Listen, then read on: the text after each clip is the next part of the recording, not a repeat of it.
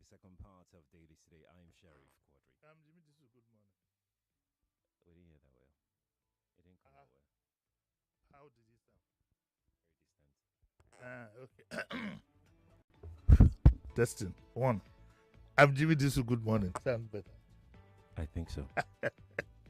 Morning, everybody.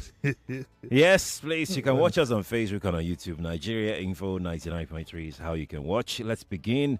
Vanguard newspaper is where we're picking our first story from. Why I dumped APC for SDP, El Rufai. So El Rufai has finally left the APC and has gone to the SDP. And in a swift reaction, the report here is that in a swift reaction to the defection, the APC said it will not lose sleep over the former governor's exit from its fold. Neither will I, and I will tell you why. Something tells me, something inside me tells me, and when you're dealing with a man like President Bola Tinubu, you need to keep all your options open. Something tells me that there's hardly any difference in any case between the APC and the SDP. I'll tell you what. Some of the candidates that I knew way back then in the SDP apparently turned out to have, to put it in the mildest form, sympathy for the president's cause. And it was rumored very strongly at that time when it appeared as if maybe the president wouldn't get the APC ticket. It was rumored at that time that the SDP is an option. So with my open-mindedness, I am asking myself, are we not having a game being played here? When it comes to politics, with Bola Tinubu, nothing is impossible and nothing is off the table. So bearing that in mind, I'm just going to sit back and watch things develop, because there's also a strong rumor that Governor, what was his name now? Is he a chief or Alaji? I don't know. I don't know. Okay. Is also headed in the direction of the SDP. Is the president creating an option, a standby option for himself, for his second term? Because if you also look at the president's strategy, during the campaign, it looked as if this man was dead. We heard of Bala Blue, we heard about corn, Agbado, we had all these things. That what it helped do was it helped put attraction on him. And we are told in politics that one of the most important elements of politics, amongst others, is visibility. And of all the candidates, he was the most visible, what appeared to be for the wrong reason. But hey, excuse me, he came out victorious. So I'm going to take some of these things with a pinch of salt. And I'm going to be very, very careful in raising hopes that maybe at last we have an alternative. I watched Chief Ogunleye yesterday on Rise TV, and he said something.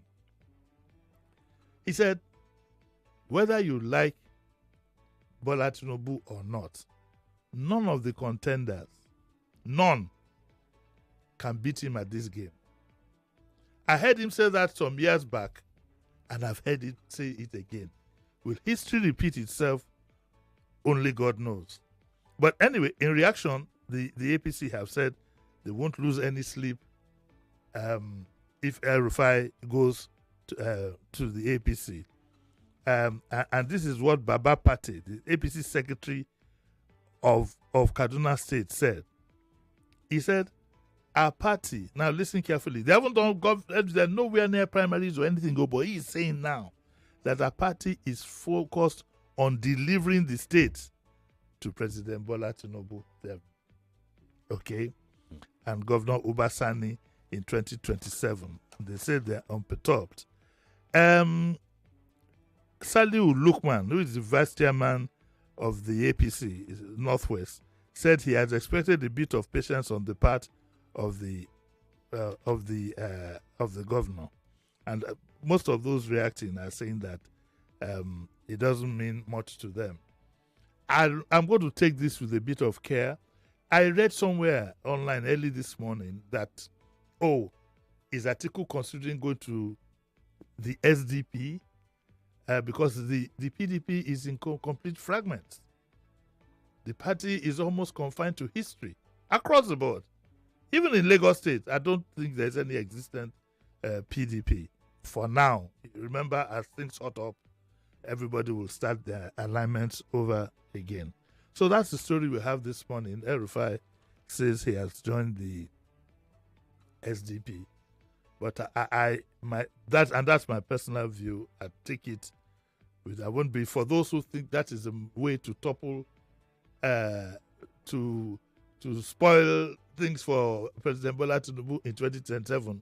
I'm not one of them. I'm going to sit back first and see the direction in which all this is going. Why are you looking at me with some apprehension? Yeah, So- wondering where I got that from. No, not really. I'm just trying to process whether this is actually a valid conversation or just another distraction. Because in my mind, I'm thinking, what political capital does El-Rufai own or have or possess? Okay, if you look at it at face value, you might be surprised the capital that he has now. If you are going to look at it ordinarily, come on. El-Rufai could jolly well represent a lot of northern interests. I don't think so. Well, be there you're there and I did my day. There's no argument. You there, you're there. That's what is being said anyway. You day by day. I think that if it hasn't been my constructive mind and my mind that makes me very careful when it comes to things concerning President Bola Tinubu, I would ordinarily have said that the North they should be trying so hard to see if they can grab power in 2027. And whether you like it or not, he's from Kaduna, he's governor in Kaduna. These people, what appears to be their difference is when there's a common interest, they close ranks. The North will not put El-Rufai forward. No, not necessarily him, but it could be a rallying. It could be a rallying point. It doesn't have to be him. I didn't say him. I think he has an ambition. So do I. No, I mean to become the president in 2027. So do I. You don't. You don't want to be the president. But I think, Sheriff, it's early days yet. Yes, it is. It's early days yet. But I'm not going to lead anybody on a path that I myself don't understand. So, like I said, our job here is just to stimulate your mind. Don't go and say Jimi Disu said you should vote for El-Rufai. Okay, let's go.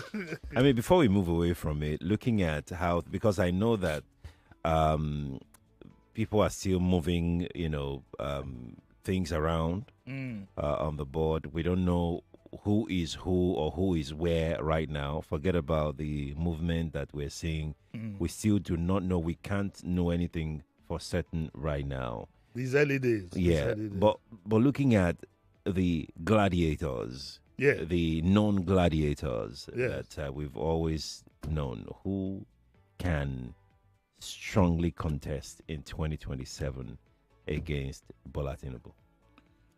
Well, who can give him a run for his money? Are you asking me? Or? Yes. With the knowledge I have of the gentleman, and to put it bluntly, sitting on top of the federal treasury, it's going to be very tough. Chief Ogunlewe said something yesterday that politics is deep pockets. It's deep pockets, and at federal level, you don't even need to put your hands and go pick up dollars and naira. There are enough favors that, for God's sake, Sheriff, you give somebody an oil well. It's made for life. Now, this gentleman he has all these things at his disposal. He knows how to use them. We saw it happen in Lagos. Remember that the kind of following Bola Tinubu has is different from the following that Awolowo has. Bola Tinubu, a lot of his following is for immediate, and that's the era we are in today. Everybody wants something that they can, you understand, and he doesn't seem to have a problem with that. So with both Lagos State and Federal at his disposal, it's going to be very, very tough. Very, very tough. And sorry, I have to say this. It's a pity. I have to say this. Our political class are not known to be that principled. Most of them will waver at, you understand, little things here and there. They will fall apart. And that's the problem somebody like Atiku has. How can Atiku hold his followers? Look at his spokesperson now. His spokesperson has become the spokesperson of... So these are the things. It's going to be very tough. I see... What I see anticipated 2027 is there'll be a lot of apathy amongst the voting class, which will suit the party. The less people who vote, the better it is. For reasons that you and I know. So the less people who vote, the better. And like I said, and for those who want to vote, there will be a lot of money making the rounds. And only those close to government will have that kind of money. Indeed. Indeed. Let's move on to our next story. I mean, we'll keep an eye on this. El-Rufai has not stopped his, what do they call it now? He said, he called it some things, like he's rallying people and all of those Remember, and remember. Do not, I repeat, do not in capital, trust any politician. You never know what they're up to. Talking about politicians, suspension. Akpabio challenges court's jurisdiction to hear Natasha's suit. This story is in the Vanguard. Okay, so that's the latest about the Natasha incident. I need again to explain to people the days when journalists, yes, you'll be fair-minded, yes, you'll be balanced, but sometimes journalists are pushed to the wall. They have to take a stand. The Time magazine started that almost about 20 years ago when during the American election, I think it was the New York Times, they stood behind a candidate. The issue here, the most important issue in the case of Natasha is not who she is or what she has done. The most important issue is the case of sexual harassment. Whatever her character is, that's a story for another day. You cannot sexually harass your wife. Abioton, you can't even sexually harass your wife. And we need an example to be made. This thing is a disease that has gone through the offices, that has gone through the schools, all the way down to the secondary schools. And we need to make an example. And that's where somebody like me and Sheriff, can I speak for you? Yes. That's where we stand. Wait. Okay, yeah, we stand. We stand. Yes, we stand. That's where we stand. So people who are bringing up all kinds of issues, she did something in 18, no. She has become a symbol. As I heard yesterday, she's out of town, and she might just jolly well be on any of the international networks anytime from now. She probably will be on CNN or something. Because all over the world, all countries, all races want to fight sexual harassment. They want to safeguard the sanctity of the woman. So it is important that people, take note of that and do not get distracted by what she did to her husband or what. All that is for the history books. Is what she stands for that is important to a lot of us. Because at the very least, if you don't have a daughter, if you don't have a sister, you have a mom. There's nobody in the world that don't have you have a mom. And sexual harassment doesn't end. It doesn't have an age limit. No, it doesn't. Doesn't have an age limit. So that's where we stand, and we hope we will get to the end of it. My advice is, as much as possible, to nip this thing in the bud.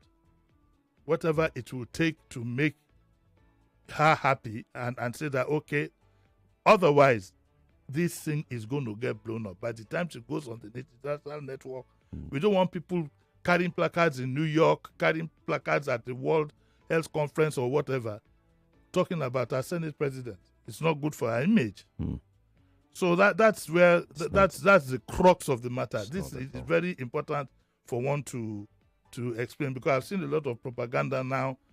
Most of it lies anyway, but making the rounds. The important thing is it should be investigated and brought to some conclusion.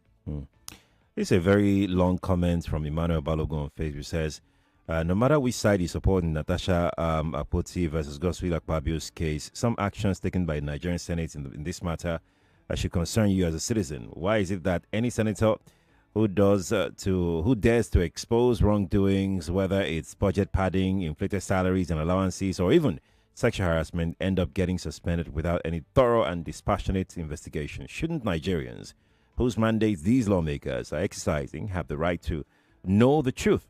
Is the Nigerian Senate truly representing the people, or has it become an exclusive cult where scrutiny is forbidden? Is this the kind of Senate Nigerians want?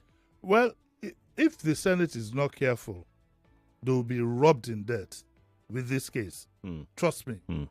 Because even if you listen to Senator Ogunlewe, who is an ex-senator, yesterday, he rubbished all their actions. And anybody now again, some people are digging into what senator has done what, and all kinds of debris are coming from within. The part that bothers me is that it's becoming commonplace for some of our politicians to have a criminal past. It bothers me. It bothers me. We keep digging. Oh, he was a lawyer in America. He was debarred. He was this, was that. Oh, he had been challenged. It's becoming commonplace for you to be able to boast that your top politicians have a clean slate, and there's no limit to it. There is no limit to it, and it's worrying, because then you begin to ask yourself, so what manner of people are leading us? And according to what Senator Ogunlewe said yesterday, if you are going to need something like 50 billion to become a senator, where will an honest retired professor, an honest retired, even oil, or even somebody who worked in an oil company, where is he going to be getting that kind of money? Indeed. So are we now going to say that we need to be very suspicious of whether there's a criminal background to some of our politicians? It's beginning to appear so. And like they will say sometimes down the street, we've been had. Should we? I'm not sure. I mean, please permit me if I'm wrong. I'm not sure we have any condition or conditions that say that in our law or somewhere, that say that if you're an ex-convict, you cannot, serve in public office. Well, the truth is that we have so many laws and so many guidelines. But the question is, who's going to build the cat that will not be compromised? That's where the whole thing lies. And because of the various interests in positions, all the way up to the international front, okay? Because whether you like it or not, there is international interest in our country. Because of that, it's going to be very, very difficult. Not impossible, but it's going to be very, very difficult. I fear for this country.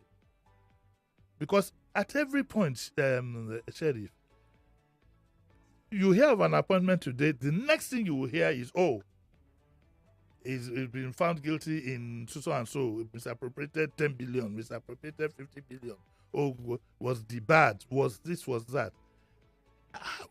How come we are not able to, like you rightly said, sift some of these criminal incidents or whatever? How come we can't block them? We can't block people with that kind of past from governance? But let's leave it. It's a very contentious subject. I want you to speak to, still on the Senate. I'd like for you to speak to what Senator Shehu Sani said when he was speaking with Jeff yesterday. Oh, sorry, Jeff is my friend. Okay. When he was on channels yesterday, and he said something that struck a chord. He said that yes, he didn't say expressly that National Assembly is a call to a Senate and everything. He didn't say it, but he said that he saw that Natasha Akpoti was alone. It was obvious that she was alone. Yes. Then he gave an illustration that sometimes you want to challenge some things at the National Assembly. You have mobilized your fellow senators and everything. On getting to the assembly, then you find out that you are alone. Everybody will just disappear. They will come up with all kinds of questions and all of that. And that brings me back to the comment I read earlier about how, whether we're running a cult-like Senate, is it like that everywhere where, lawmakers represent only the interest of their fellow lawmakers and their political parties and their Senate president, or they represent the interest of the people who elected them into those seats? My first answer is that I have told you that 99% of our politicians are there for their self-interest. So if you, and it's like that across the board, in houses of assembly, in residents associations, in churches, it's everybody these days. That's the new spirit in Nigerians. It's all about self-interest. It's all about self-interest and self-interest and gain. So it's going to be, you are going to have to be made of nails, to get very tough, to want to oppose a Senate president or a chairman of whatever organization on point of principle. At the very look at the first loudest voices we got was from one of the female senators who unfortunately called her daughter. Unfortunately. Yes, because it's condescending. Unfortunately. She's not your daughter, she's a senator. But that shows you that once you begin to hear, oh, my son, my brother from another mother, awoti wani. What is that, the English word for awo? Awo. Cult. It begins to gather a cult. You hear all of them, my brother, senator, this. Once you begin to hear my brother, my sister, the compromise has started. And then it's the new culture. Everybody, most of them are there for self. Most of them. How many senators can actually boast that they are in that house based on the mandate of their people? And that they are there to protect the mandate of their people? Because if you are there to protect your mandate of your people, you will not be taking 165 million to buy a vehicle. If you give you the vehicle, you put it on the market and send the money down. You understand? If I were a senator and it looks as if everybody wants his, I would take the 165, take 10 out of it to buy a car that will take me from point A to point B and send the rest down.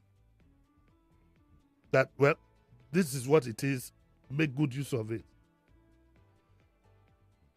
Even the followers of the politicians themselves, we the people, constantly we are also, what is the word they use in church? Oh, something helper.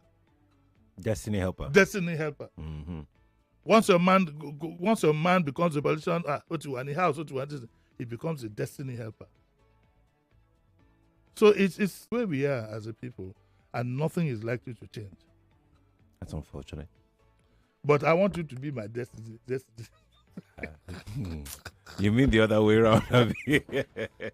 Tell him, roll. I'm moving to Ibadan with you. Let's take our last story. This is an interesting development from Rivers State.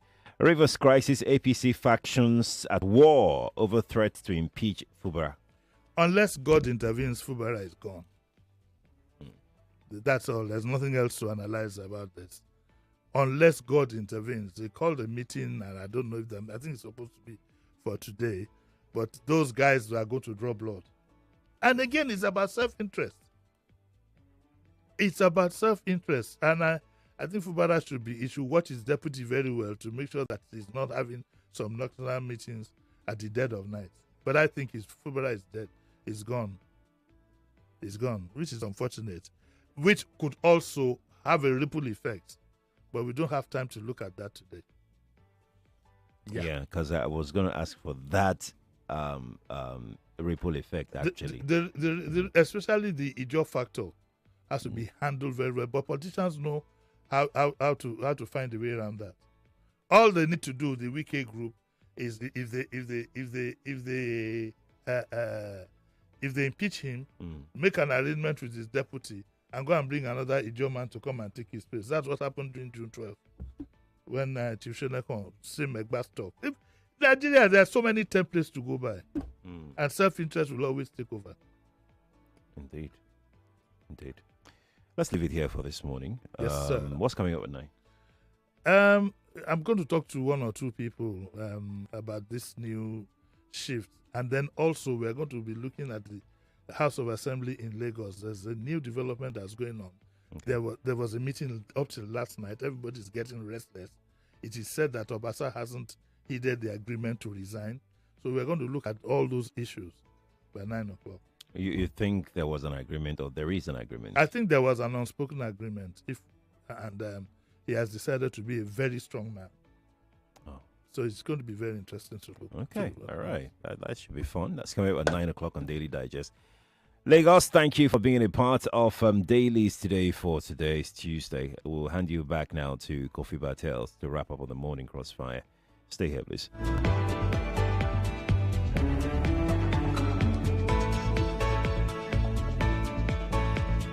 99.3 Nigeria Info. We are more than just radio.